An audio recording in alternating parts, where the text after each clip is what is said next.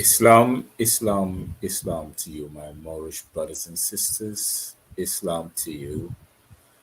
Greetings to you also to my Aboriginal brothers and sisters from the Corporation of Guyana.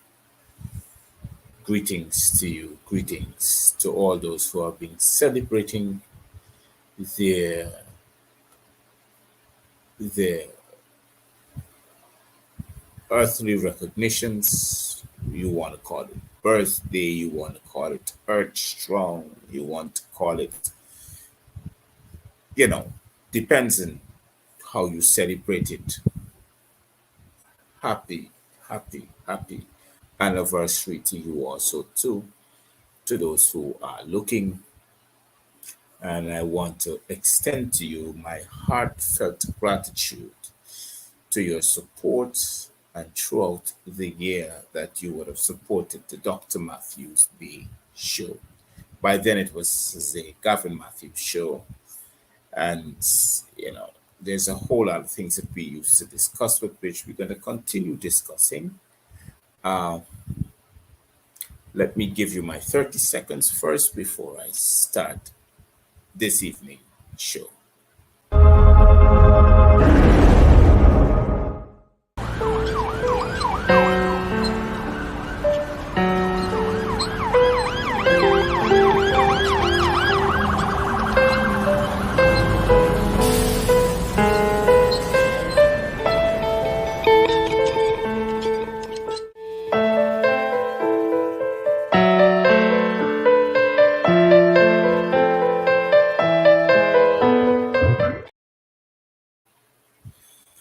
Oh, yes. So we're back. As again, I want to say welcome. Share the live, share the live, share the live as we start this wonderful and blessed show on this miraculous day, the third day of the calendar year of the Roman system. Welcome to you all.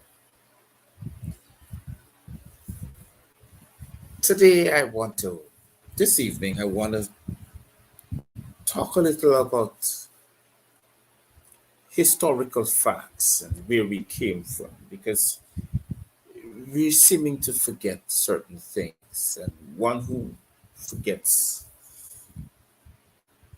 their history and their culture tends to give it up, and the wrath of history tends to repeat itself over and over and over again. I listened to Ifrod Ali on his interview. He had, I don't know how many days ago it was,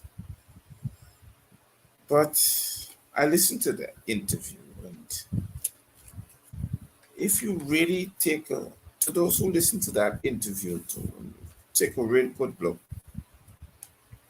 or real keen comprehension of what this guy was saying, you get to realize that this guy is talking like Guyana belongs to him and not. I mean, the Corporation of Guyana, which is the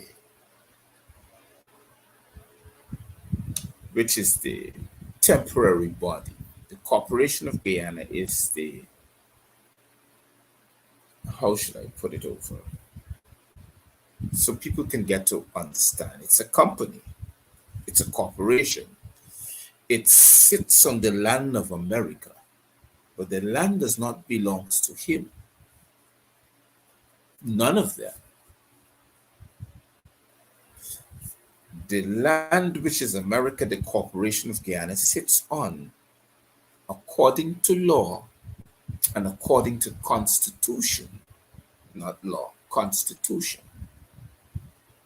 that gives ear to the treaty that was signed in 1787, that was revised in the early 1600s and came about in the 1700s because they were still trying to fight to take the land away from us as Aboriginal people. But this guy is behaving like if this land of the Americas belongs to him and that he can do what he feels like with it. You know, the thing is that I cannot believe he sat there and told the Al Jazeera news agency, it sounded like if Guyana was given to him, and whether we like it or not, he does what he feels like with it. Himself and his compadre, the the the de facto vice president, along with himself, the de facto president. But the land does not belong to him.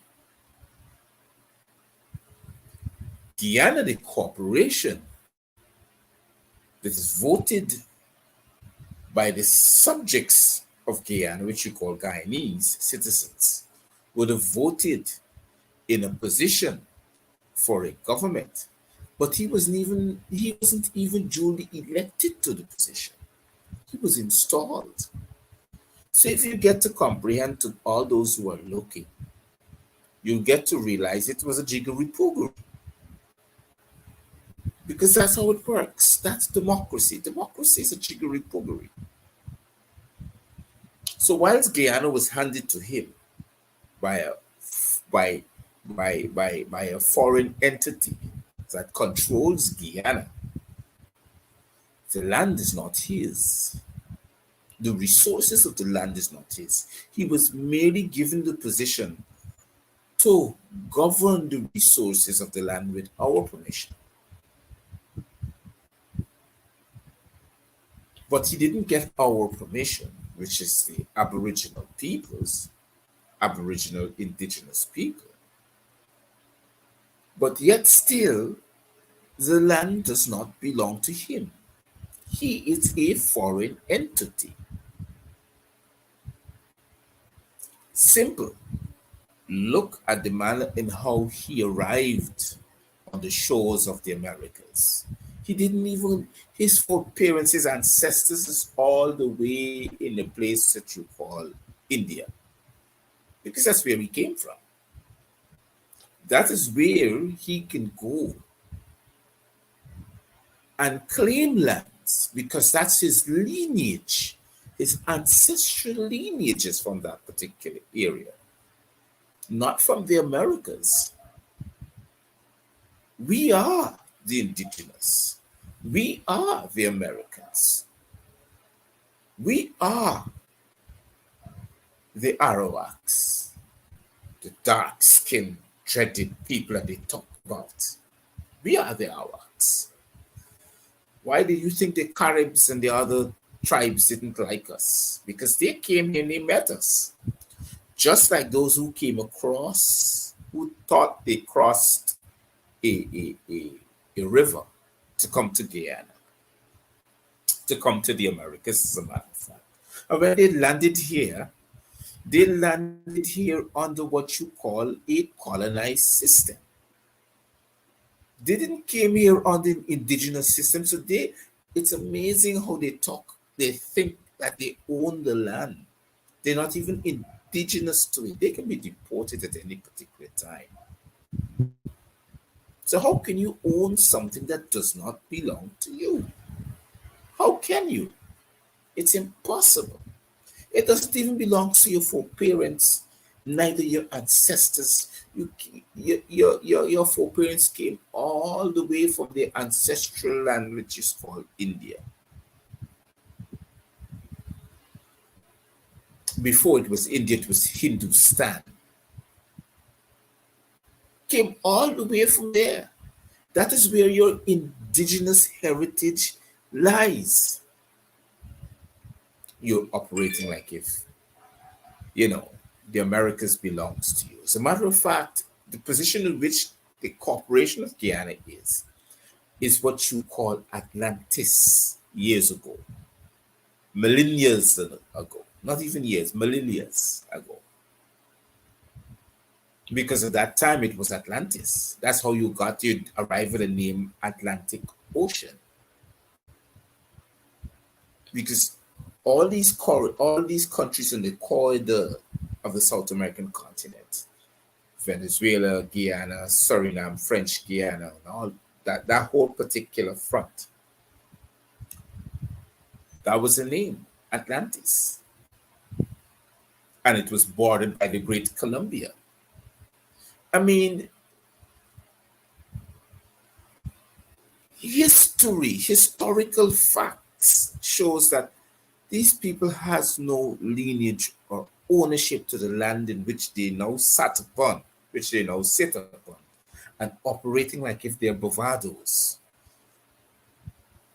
To those who I am talking to, you need to wake up. These people has no lineage, they have no heritage, they have no ownership. They are a foreign entity, just like the rest of them.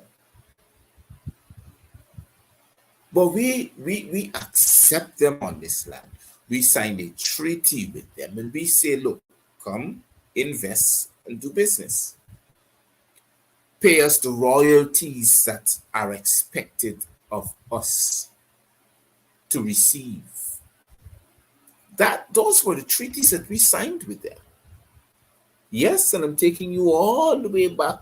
Some people say, well, you're calling things like 1877 or 1887 like if. It is not like if, it is legal, tendered agreement. An agreement comes via way of a contract. That contract is what you call a treaty. It lies in the state of the US Congress. That's where that treaty lies for the entire America. That is why there's an organization that you call Organization of American States, the OAS. The OAS lies upon that treaty. A lot of us don't know those things. So when you have an election that's going on, like how it happened in 2020 in the Corporation of Guyana, and they mightn't approve of the people, like how they didn't approve of the Haitians who voted for the other guy who wanted reparations from France. They installed this one that they had with 6% of the electorate. Subsequently, he died by assassination. The same thing with Air Fraud and Barrett. They weren't elected. Elections came and went. The population by 52%, by 52%, elected a party of their choice. The PPP gained 48% of the elections. And the thing is, they were installed. That's what happens.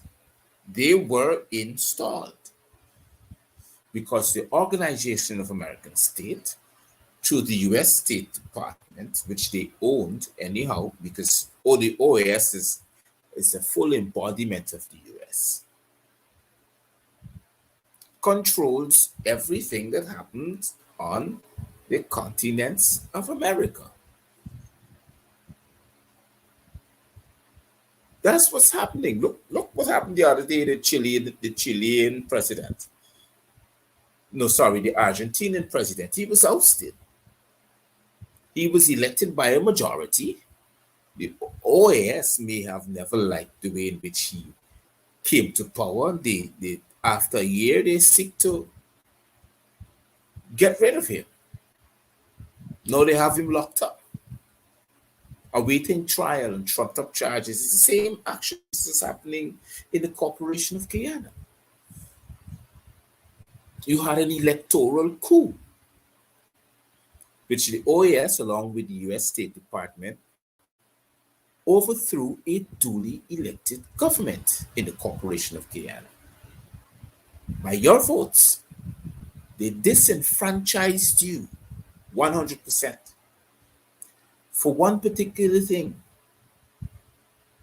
You know what they disenfranchised you for? Oil. oil, or they want to call it fossil fuel, because the oil comes from fossils that are some below some part of the ocean floor. They have to frack a rock to get the access to the oil, which releases natural gas, which they burn. Can't you imagine, for the past 3 months, every single day, they are burning off natural gas into the atmosphere? You call it flaring, changing the weather pattern. They have no respect for that.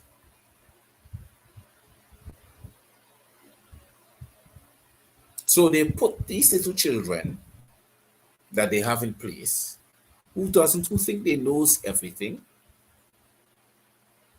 who think one of them think he knows the art of the deal, complete rubbish, and have people running with it, coming to sell an idea. You know, I normally say these things. They got people who would sit down and sell dreams. That is what the PPP is running around the place doing. They're selling dreams to people. But in the midst of selling dreams, they're passing out fiat currency. Fiat means no good. And people think that, well, look, they're enhancing their livelihoods. Not all of them, not even a minority of them, a smaller percentage of them. So they're using them to come and to persuade us. They think by their persuasion, by their lofty persuasions, that things are just going to happen. It can't happen that way. As I said on my show last night, that Guyanese are now becoming are now awakening to a position where they realize the kind of fraudulent conversion you have them living in, whilst you're giving them 20, 40, 50, 60, 200, $1 million mostly. I don't know. I can't say. Or to the majority of the population with predominantly Afro origin, that you're giving them 20,000, 25, 30,000. Maybe they think that's the original art of the deal, when you are cartering off not hundreds of millions, now hundreds of billions of fiat currency. And you're not allowing them to enjoy that fiat currency. Having them in a preposterous illusion, thinking that their lives are going to be better. I heard you talk about improving the healthcare standard. The thing is that you're so embarrassing to talk about the high level of diabetes that is in this country. Which healthcare standards are you improving when you have roughly 70% of the population of Guyanese men and roughly about 72% of Guyanese women who are living diabetics? You're talking about issuing checks. That's what you're talking about. You're talking about issuing checks to dialysis by a greater amount. So you realize that not only that, you're giving them enough money to go do the dialysis and also to pay for their funeral expenses. Because the high level of diabetes in this country has a high rate of death. Because everybody knows that when you go on dialysis, it's good night, Irene, in a couple of months. Because there's no guarantee that you're going to survive it. It is better you try to survive in doing the kind of herbal therapy to awaken the pancreas to give it life so it can so your kidneys can be able to filter things and also your liver. These are the facts. But you're talking about giving first class medical treatment to do what? To kill out the population more? Because I'm not really getting it. In Guyana has the highest level in the corporation of Guyana, sorry, has the higher level of uh, uh, uh, how should I put it over?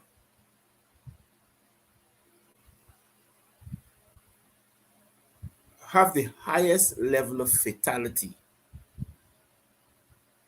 within the within the uh, within the within the rate among pregnant women. Have the highest level. The minute they go to give birth, there's no guarantee one of within a month or two, not even the two, within a month, sometimes within less than a month, you have two, three people dying of in maternal wards. Two, three mothers are dying. So we have the highest level of maternity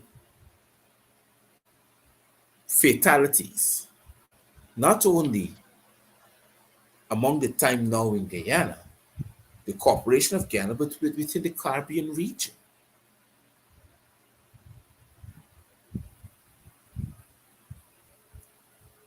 Not only that, everyone knows when you arrive at Georgetown Hospital in the corporation of Guyana to seek any medical attention, you gotta hope that it didn't concern surgery because there's no guarantee.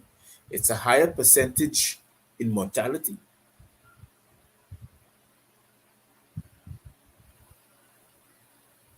Sorry, it's a higher percentage in fatality, which you will die. There's no guarantee. There's never a guarantee.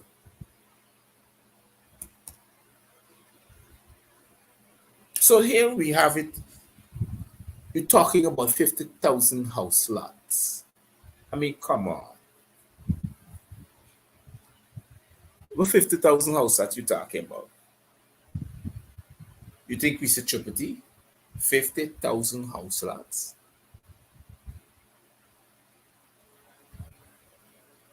If you share out so much of house lots, well then the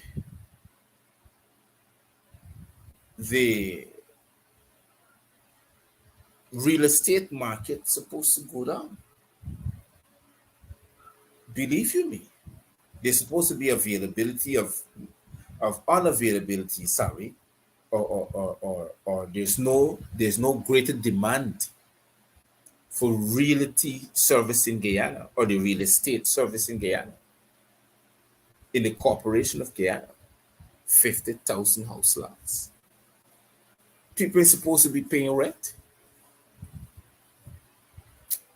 If you're trying to say that between your friends and cohorts, you share 50,000 house lots because you check one man own an entire estate to build 10,000 houses.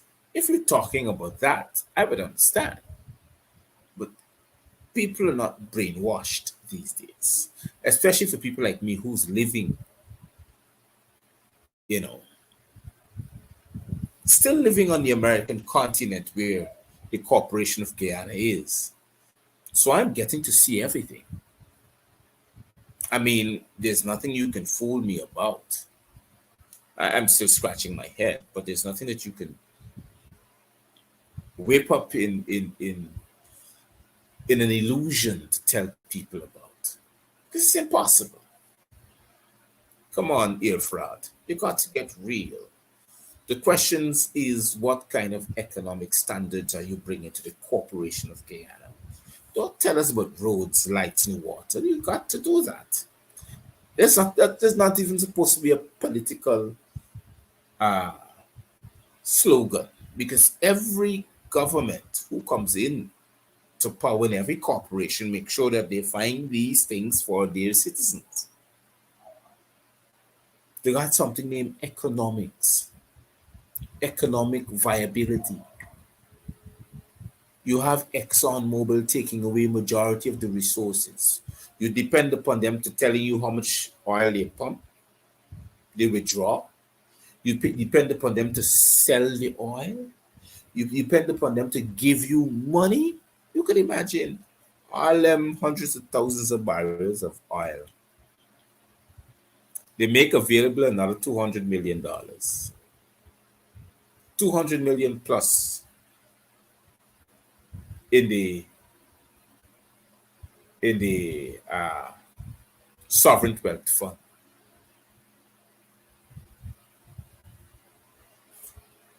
And the thing that you talk about that you created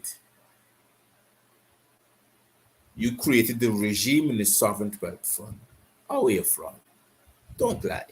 You didn't create that regime. That regime that you're talking about was created under the APNU AFC government, in which they put every natural resource that's coming out of Guyana, extracted or not, that are being sold to the international market will go straight to the sovereign wealth fund.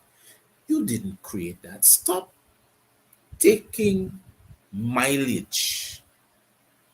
Say that Guyana has created. People would comprehend. Don't say you created that. You didn't create that. That then you went into your epiphany. As a matter of fact, I doubt whether if you have a brain.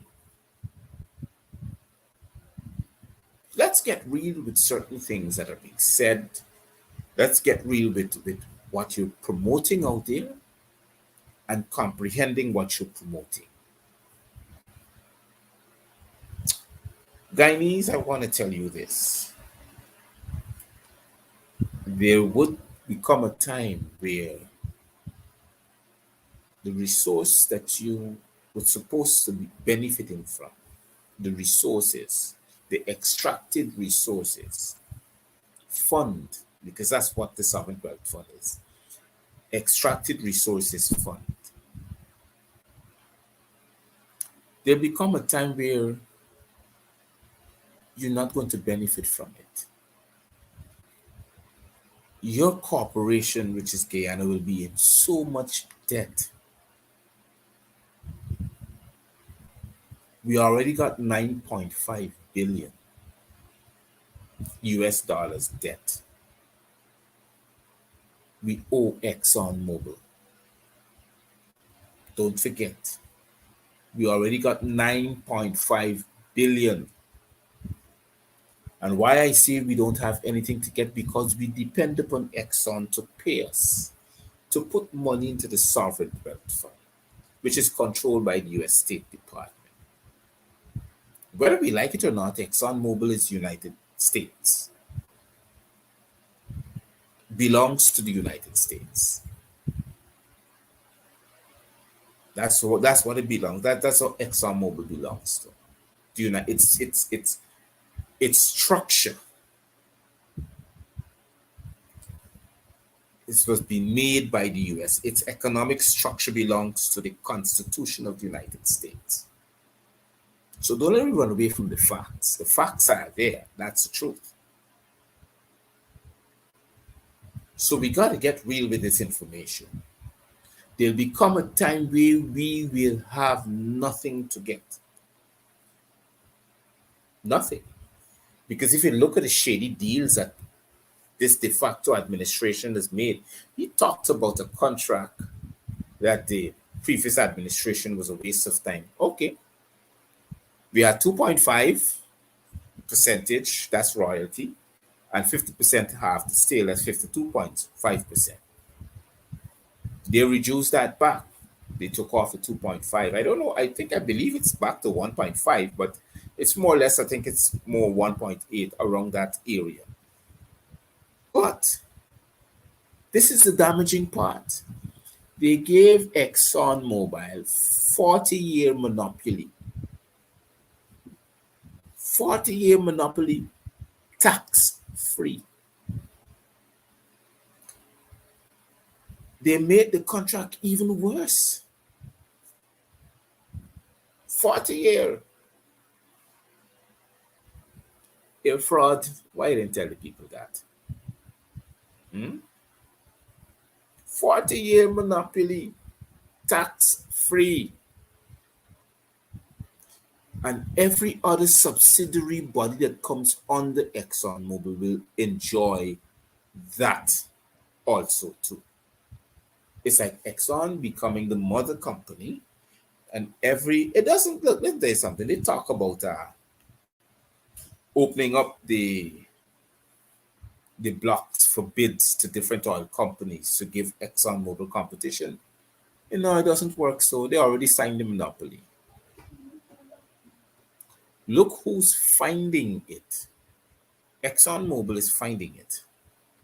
And when they find it, they approve now joint venture or joint contracts with other companies to come and explore and drill. So I wonder what are you talking about air fraud? You're talking about opening it up and creating avenues that other companies can come and compete in the oil industry. I mean, are you serious? We gotta get real. Are you serious? Which bidding contest you talking about? Which bids are you talking about? Only way you could do that is if you nationalize the oil sector. And I don't think you want to do that because your military doesn't have the strength to stave off any military conflict with the international community. Because this is what they do. They wanted to do that to Venezuela, but because the reason why they couldn't do it to Venezuela, Venezuela already have a strong military.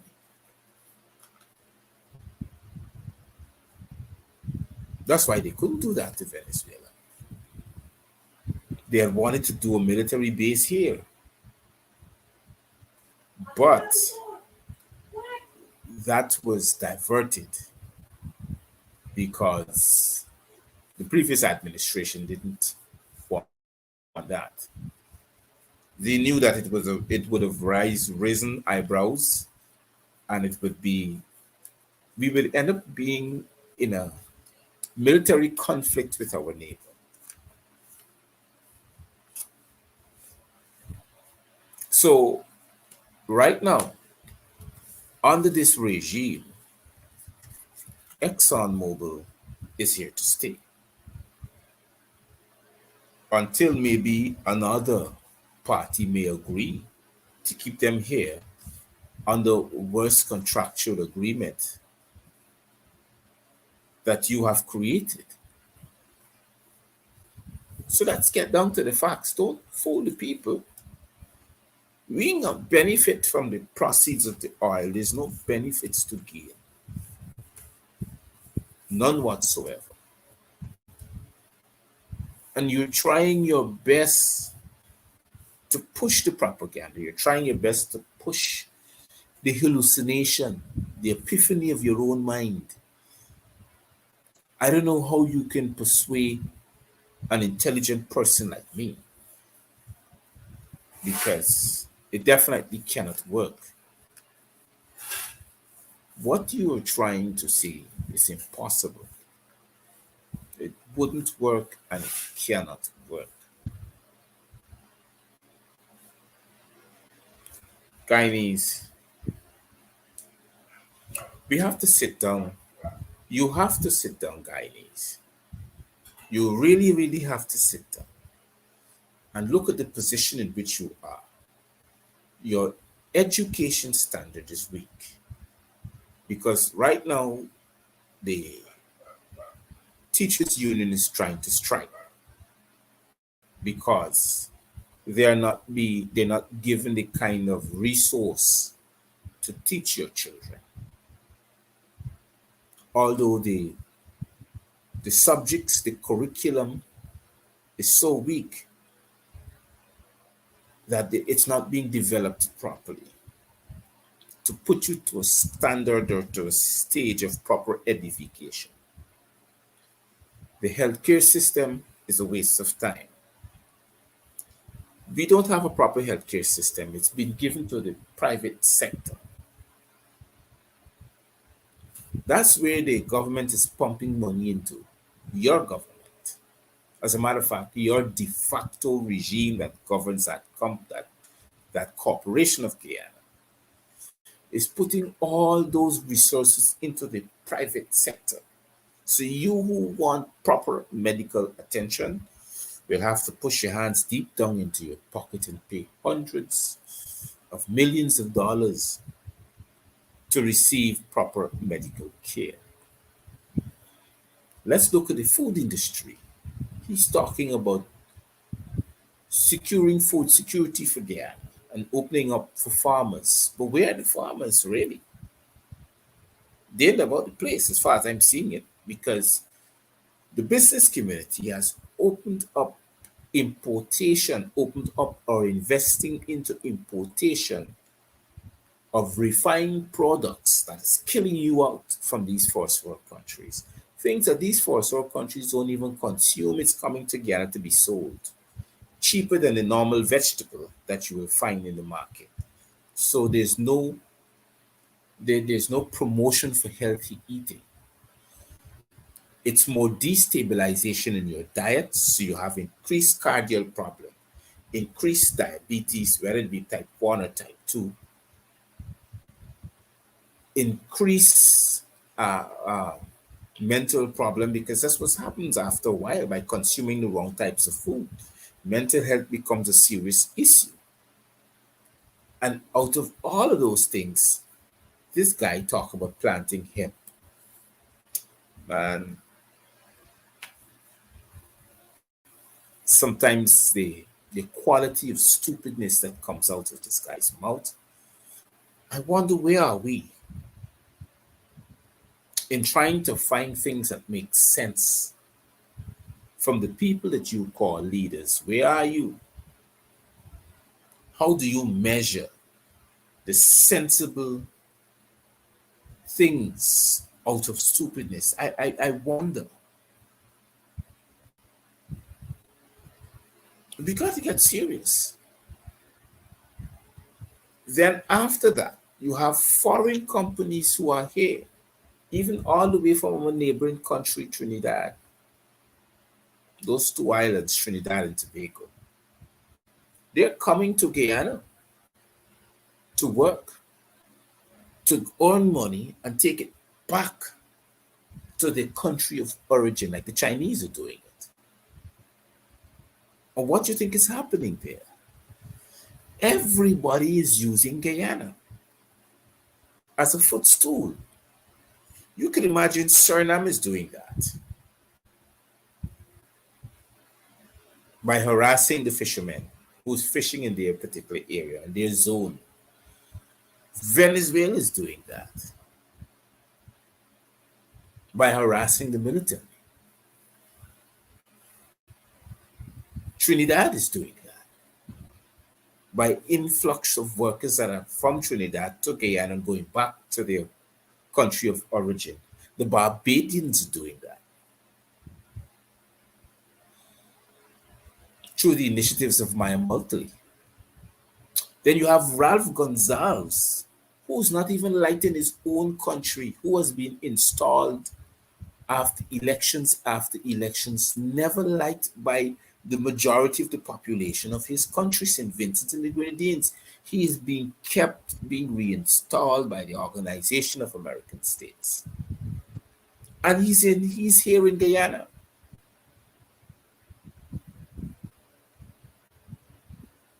And then he's wanted in his own country for not wanted. He's before the courts in his own country as a pedophile,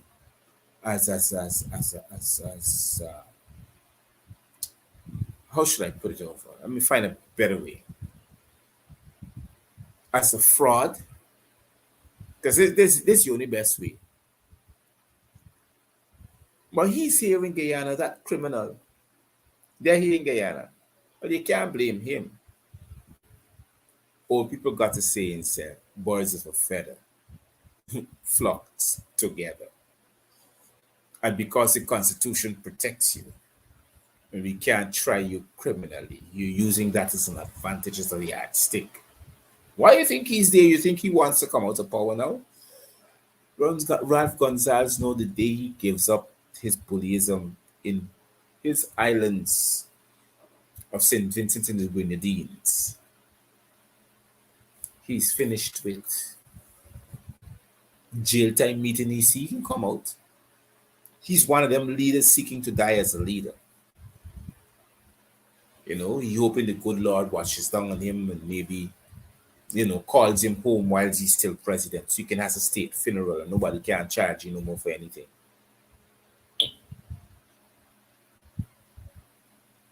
Why you think your vice president of the Corporation of Guyana is running the same road? He wants to be involved in everything. So he has immunity, so you can't try him. He doesn't want anybody to be using their executive powers to put him in jail. He knows these things. You think Barrett's stupid? He knows these things. But what is saving most of you in the Corporation of Guyana is because the State Department has a noose. The US State Department has a noose choking him off. So he can't really move as he feels like. Because every time he raises his head, they say, well, boy, remember, I got these evidence against you. So for you to move, it's impossible. And the US State Department makes sure to put an outspoken ambassador. Well, I think they're supposed to got one right now, and another one. But Sarah Ann Lynch, yes, that gets into every affair which is not her position. You can tell how they ruled Guyana under the PPP. With the Corporation of Guyana, anyhow. You can tell by that fact.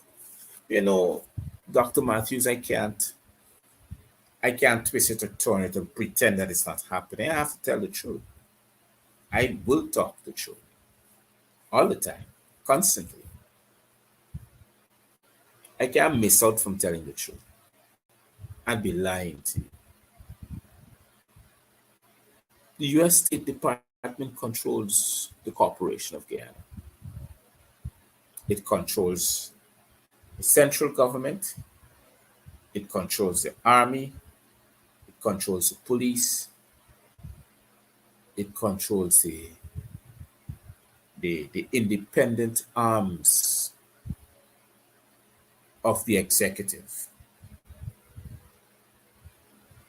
like GCOM, Guyana Elections Commission. It controls the Director of Public Prosecutor, the Office of the Director of Public Prosecutor,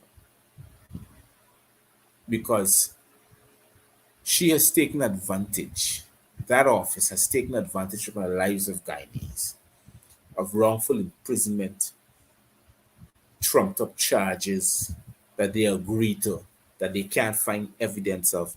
I mean, all these things are taking away of your inalienable rights, the right to life, liberty, and property. That's what they're doing. And for you, you need to comprehend that there are certain things that cannot be constantly done. Just can't keep doing these things all the time. Just can't. I mean, what more else? Ask ourselves, what more else we left to gain from such an administration that practices such tyranny and oppression? Seriously. This is a full dictatorship. Whether we like it or not, it's a full dictatorship. And all ethnic groups are feeling it. They're not stupid. They're seeing it. But I just can't understand why sometimes we're so quiet.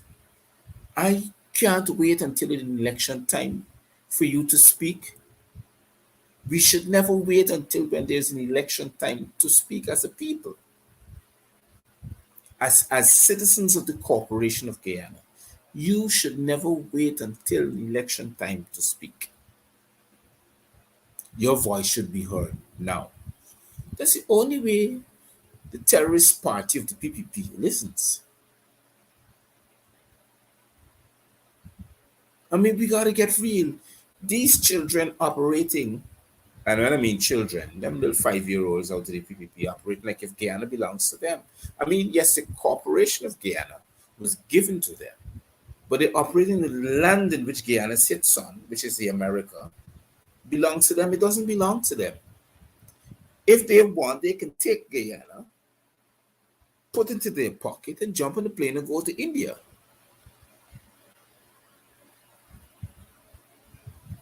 Because it is the policies that they're practicing that I figure out comes all the way from India. The 1990 dossier, the 1919 dossier in the year 1919 was presented by by the British envoy from Guyana. It went all the way to India to present that dossier in the Parliament of India at that time under the British rule.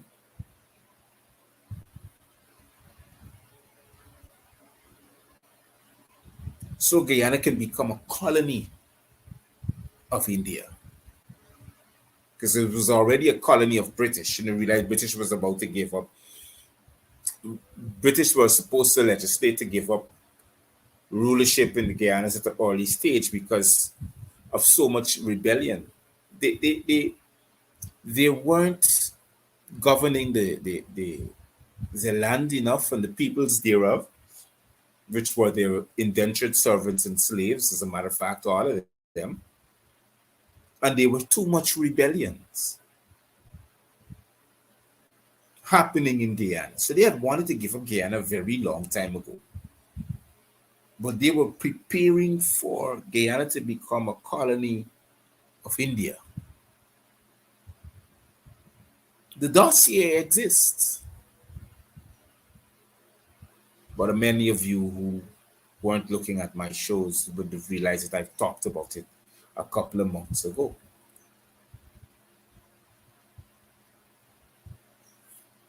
What I'm saying, brothers and sisters, is that, and I'm talking to my Aboriginal brothers and sisters, even to those who wants to acknowledge us and wants to be a part of our movements that are not Aboriginal, I can comprehend, because as living souls or as mankind, you're supposed to have some sort of humility because we did nothing to you. We have never done anything to you. They talk about violence, it was organized. You check up to now, you ask them little boys just run around the place pulling guns on people. How did they get those guns? How did they get them? And they will tell you. They will tell you, they say the big man coming to the village, highlight some of we and pass the matic so we could, we could do things the right way. This was happening. Organized crime is on the rise. And those same little boys, like themselves, store and rob the innocent, the ones who barely struggling to find life with a little meager salary that they're getting from the de facto administration. I know it's amazing. This is the amazing thing, and I mentioned this already a little while ago. I said if you take $10 million from a man taking and depriving of his consent. That means theft.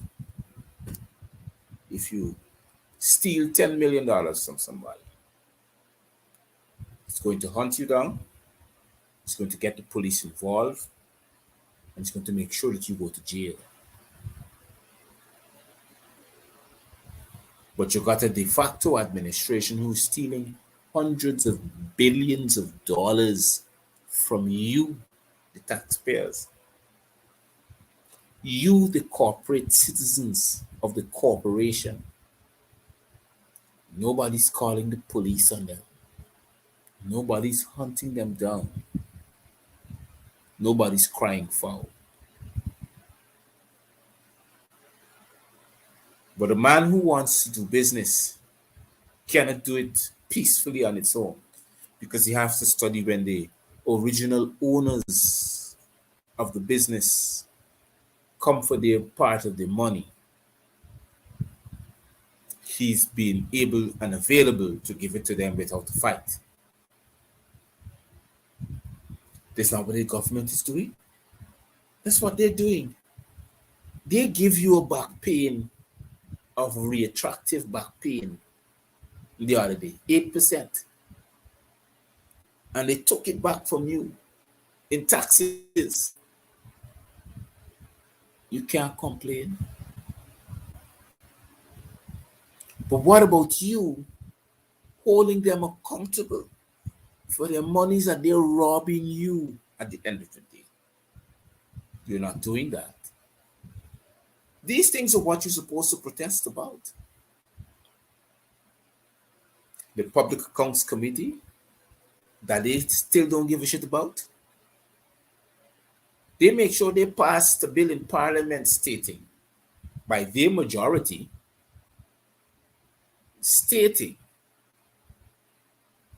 that if they don't turn up to the PAC meeting, the PAC is void, null and void. Its functionary is not legal. And they passed it as in the official gazette as now a parliamentary law. So you can't hold them accountable. The de facto president talking about if the minister can't present this, that, and that, he's eligible for a 10-year sentence. No, you make it sound like little children. You know, I gave you the sweetie, and because me playing, you give back the sweetie. You know that's illegal. It's not if he can present the expenditure. Is that what should be the law? Is that if he cannot account for the billions of dollars that's spent, he should go to jail. That is what is the fact. So fast forward now to present day. Do you have a minister of finance to hold accountable for that monies that are being spent? No. You don't have a minister of finance. You have a senior minister within the office of the president with the charge of financial affairs. You have one person with the responsibility as finance minister, is the vice president of the corporation, the de facto vice president of the corporation of Guyana, which you cannot take to court because he is immune in the Constitution of Guyana to be held accountable of any crimes committed. That means, since he now holds the position as finance minister, he's not held accountable because he was ex-president. You cannot hold him accountable as minister of finance because he's immune. So even if you come out to power today and you want to hold Ashley Singh accountable for all the monies that cannot be accounted for under the Public Accounts Committee, he's going to say, well, he wasn't Minister of Finance. So you can't hold him accountable. And for those who think I'm saying the wrong thing, look and see who signs On that note, legal tender note, not only the governor of Bank of Guyana, but it says Vice President Bart Jack there. See what I'm talking about now? So you see who's the person to be held accountable, but you cannot hold him accountable because he has immunity because he once held the position as president. So you can't charge him for any crimes he committed in or out of office. That's the fact.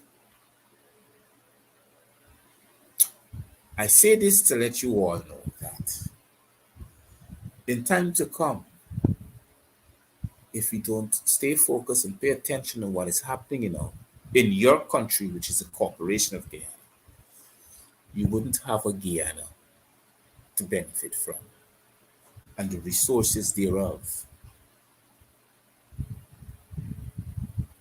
It's time you wake up because the coffee is brewing and it's been given to the international communities without you benefiting from it. This is Dr. Matthews-Bey saying thank you very much for tuning in this evening to the Dr. Matthews-Bey Show, voice of the people, or I say voice of the nation.